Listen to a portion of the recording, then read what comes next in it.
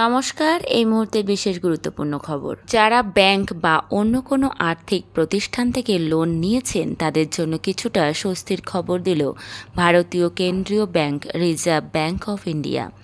কারণ একটি নয়া নিয়ম চালু করা হয়েছে, যে নিয়মের ফলে কিছুটা বোঝা কমবে তাদের উপর।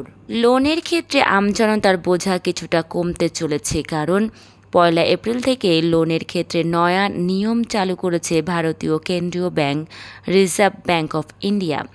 সেই নয়া নিয়মের ফলে কোনো মাসে ইএমআই দিতে দেরি হলে গ্রাহকদের থেকে সুদের উপরেও যে সুদ ধার্য করা হতো সেই ঝঞ্ঝাট থেকে তারা মুক্তি পাবেন। নির্দিষ্ট সময় ইএমআইয়ের টাকা দিতে না পারলে শুধুমাত্র জরিমানা নেওয়া যাবে, কিন্তু সুদের উপরও সুদ ধার্য করা যাবে না বলে জানিয়ে দেওয়া হয়েছে।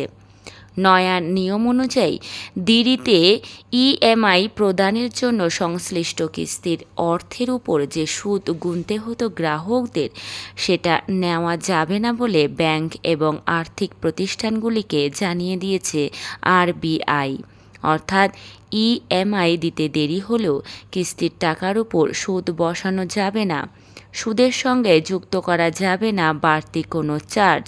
তবে দেরিতে ইএমআই দিলে এমনিতে জরিমানা নেওয়া যাবে।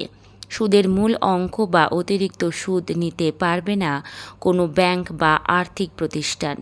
বিষয়টি লোনের ভাষায় বলতে গেলে আরবিআই যে জিনিসটি নিষিদ্ধ করেছে সেটা হলো পেনাল ইন্টারেস্ট, আর অন্য বিষয়টি হলো penal charges.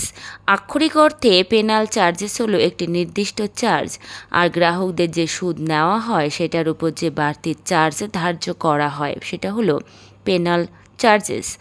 Reserve bank of ইন্ডিয়ার তরফে জানানো হয়েছে, পেনাল চার্জেসের ক্ষেত্রে কোনো সর্বোচ্চ সীমা আরোপ করা হয়নি, তবে নিজেদের মুনাফা বৃদ্ধির জন্য যাতে ব্যাংক বা আর্থিক প্রতিষ্ঠানগুলি সেই পেনাল চার্জেস ধার্য না করে সেই বিষয়টির উপরও গুরুত্ব আরোপ হয়েছে, যাতে একটি শৃঙ্খলা তৈরি হয়।